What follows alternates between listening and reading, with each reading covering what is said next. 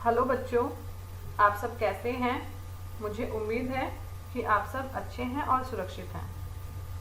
बच्चों, हम पहला पार्ट पढ़ रहे हैं जिसका नाम है कक्कू।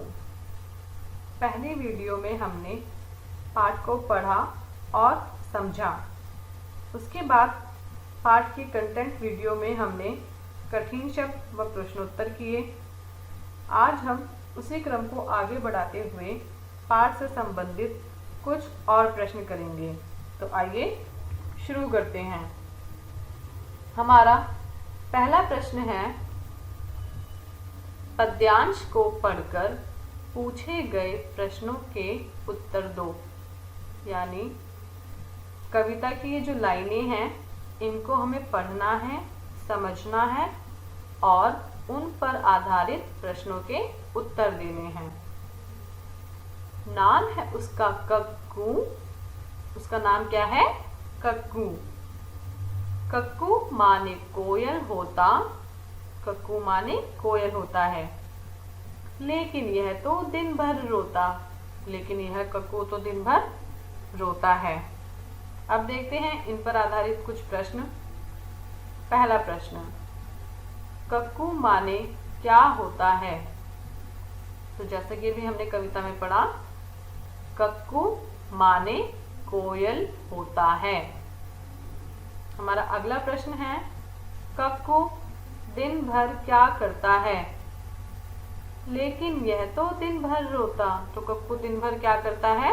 इसका उत्तर है, कक्कू दिन भर रोता रहता है। हमारा अगला प्रश्न, नेक्स्ट क्वेश्चन है, यह पद्यांश किस पाठ से लिया गया है? यानी कि यह जो कविता है, इस कविता का नाम क्या है? इस पाठ का नाम क्या है?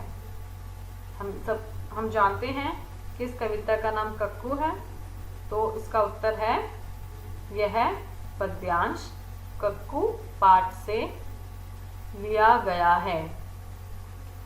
अगला प्रश्न, उसका नाम क्या है? अभी हमने जो पद्यांश पढ़ा उसी पर आधारित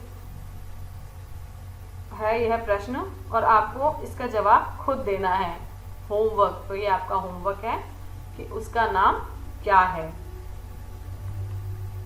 हमारा अगला प्रश्न है, तुक वाले शब्द, जिन्हें हम इंग्लिश में राइमिंग वर्ड्स कहते हैं। बच्चों, राइमिंग वर्ड्स हमने फर्स्ट स्टैंडर्ड में भी सीखे हैं, सेकंड स्टैंडर्ड में भी सीखे हैं। तो मुझे पता है कि आपको राइमिंग वर्ड्स बहुत अच्छे से आते हैं।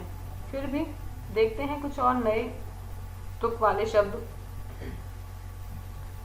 कक्कू, तो कक्कू के तुक वाले शब्द जो कविता में आए हैं वो हैं कक्कू, भक्कू, झक्कू। अगला हमारा शब्द है गाय, जिसके तुक वाले शब्द हैं जाए, फुलाए, आए।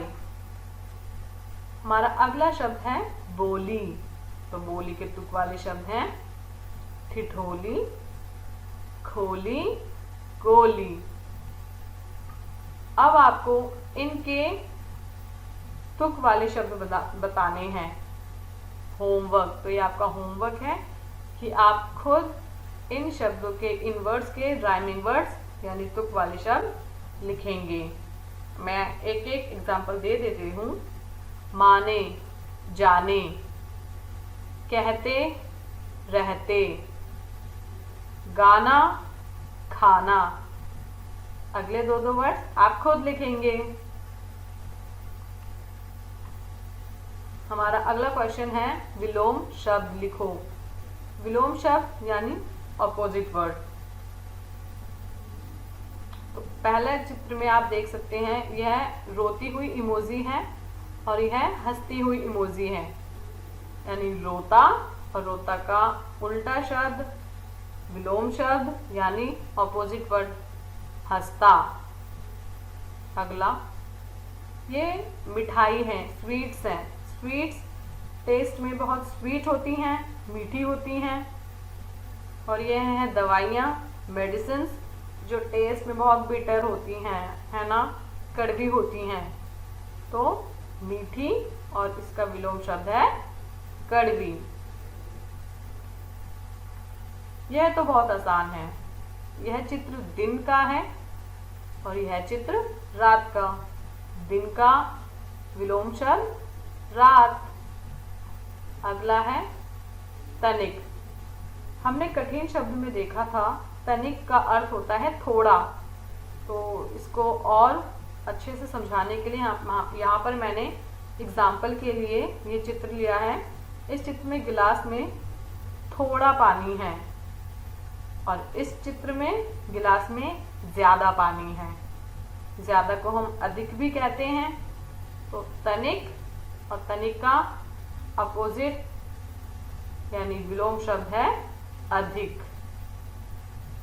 दोबारा देखें, रोता हंसता, मीठी कड़वी, दिन रात, तनिक अधिक। वेरी गुड बच्चों, आपने मेरे साथ बोला। अगला क्वेश्चन है, नीचे दिए गए नामों को वर्णमाला क्रम में लिखो। यानी कि आपको नीचे इस कलर इंक में कुछ नाम दिए गए हैं। इनको आपको वर्णमाला क्रम यानी असेंडिंग ऑर्डर में लिखना है, बढ़ते हुए क्रम में लिखना है। काम को आसान बनाने के लिए मैंने ये वर्णमाला का चार्ट यहाँ पे लगाया है और साथ ही उन अक्षरों के नंबर भी साथ में लिखे हुए हैं। तो देखें, पवन, कविता, सुमित्रा। बच्चों, इनको बढ़ते क्रम में लिखने के लिए, असेंडिंग ऑर्डर में लिखने के लिए हमें हर नाम का पहला अक्षर देखना होगा। जैसे पवन, पवन में मैं यहाँ पे हाइलाइटर यूज करूंगी, प, तो हमारा पहला अक्षर है प। कविता, क। सुमित्रा, स। पवन, प। प का क्या नंबर है? ये रहा 34। प। क, क का हमारा नंबर है 14। 14। क। स का हमारा नंबर है 45। स। अगर हम इन नंबरों को असेंडिंग ऑर्डर में लगाएं, यानी 34, 14, 45, हम अगर इन्हें बढ़ते क्रम में असेंडिंग ऑर्डर में लगाएं तो हमारा क्या नंबर, क्या सीरीज होगी? 14, 34, 45। Very good. तो हम इन्हीं अक्षर से होने वाले शब्दों को पहले लिखेंगे। 14 से क्या शुरू हो रहा है हमारा? क, कविता। तो सबसे पहले कविता। इसके बाद 14 के बाद 34, प से पवन। फिर 45, 45, स, तो स से सुमित्रा। बच्चों, मुझे उम्मीद है कि आपको ये समझ में आ रहा होगा, आप इसे समझ रहे होंगे। आइए इसका एक और एग्जाम्पल देखते हैं। आलम, नम्रता, दामिनी। आलम, आ का क्या नंबर है? 2। नम्रता, न का क्या नंबर है? 33। 33। न। दामिनी, दा का क्या नंबर है? 31। यानी कि हमारे पास 3 नंबर हैं, 2, 33, 31। अगर हम इन्हें असेंडिंग ऑर्डर में लगाएं, बढ़ते क्रम में लगाएं, तो हमारे पास क्या सीरीज होगी? 2, 31, 33, 2 आलम, 31 दामिनी, 33 नम्रता। अगला है हासिनी, जीविका, चारू। हासिनी हमारा नंबर है 46। जीविका ज 21। चारू च 19। अब हमारे पास 3 नंबर हैं 46, 21, 19। अब हम इन्हें बढ़ते हुए क्रम में लगाएंगे तो हमारे पास क्या सीरीज होगी? 19, 21, 46। 19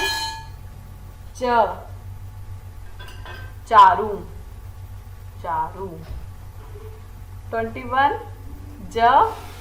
जीविका, 46 हासिनी। बच्चों, मुझे उम्मीद है कि आपको ये क्वेश्चन समझ में आया होगा, ये प्रश्न समझ में आया होगा। इसीलिए आपका अगला होमवर्क है कि आप अगली स्लाइड में दिए हुए नामों को असेंडिंग ऑर्डर में लगाएंगे। होमवर्क, तो आप इन नामों को वर्णमाला क्रम में लगाएंगे।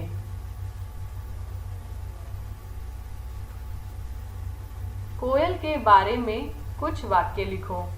अब हमें कोयल के बारे में, कुक्कू के बारे में कुछ सेंटेंसेस लिखने हैं। तो हमारा पहला वाक्य है, कोयल एक पक्षी है। पक्षी मतलब बर्ड, तो कुक्कू इज अ बर्ड। तो आप इस पिक्चर में देख सकते हैं कि ये जो बर्ड है ये कोयल है। कोयल एक पक्षी है। कोयल की आवाज मीठी होती है। कोयल की जो आवाज है, उसका जो साउंड है वो बहुत स्वीट होता है। कोयल गाना गाती है। गाना गाती है मतलब कुक्कू सिंग्स सॉन्ग। कोयल गाना गाती है। अब आप एक ऑडियो सुनेंगे जिसमें कोयल अपनी मीठी आवाज में गाना गा रही है। सुनते हैं पहले उसे।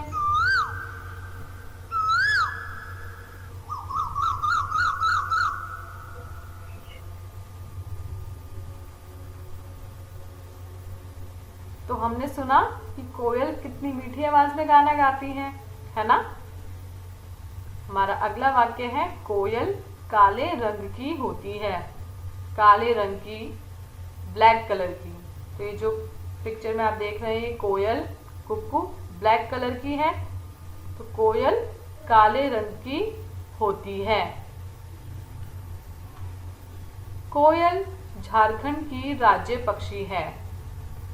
आप पिक्चर में देख सकते हैं कि यह भारत का मानचित्र है, इंडियन मैप है, जिसमें झारखंड इंडिया का एक स्टेट है, इसे हाईलाइटेड किया गया है ये रेड कलर से। ये जो स्टेट है यह झारखंड है। तो इस स्टेट की जो स्टेट बर्ड है वह कुक्कू है, कोयल है। तो कोयल झारखंड की राज्य पक्षी है। कोयल कभी भी अपना घोंसला नहीं बनाती। घोंसला, nest. She never build her own nest. कोयल कभी भी अपना घोंसला नहीं बनाती। वह कौवे के घोंसले में अंडे देती है। कौवा, क्रो। घोंसला, नेक्स्ट। अंडे, eggs. She lays eggs in crow's nest. तो इस पिक्चर में आप देख सकते हैं ये नेस्ट क्रो का है और क्रो के नेस्ट में कुक्कू ने अपने एग्स दिए हुए हैं, अपने अंडे दिए हुए हैं। तो कोयल कभी भी अपना घोंसला नहीं बनाती, वह कौवे के घोंसले में अंडे देती है। बच्चों, मुझे उम्मीद है कि आपको यह पाठ समझ में आया होगा। आप दोबारा इस वीडियो को देखें और पाठ को और अच्छे से समझने की कोशिश करें। आपको जो होमवर्क दिया गया है वह आप रफ नोटबुक में कर सकते हैं।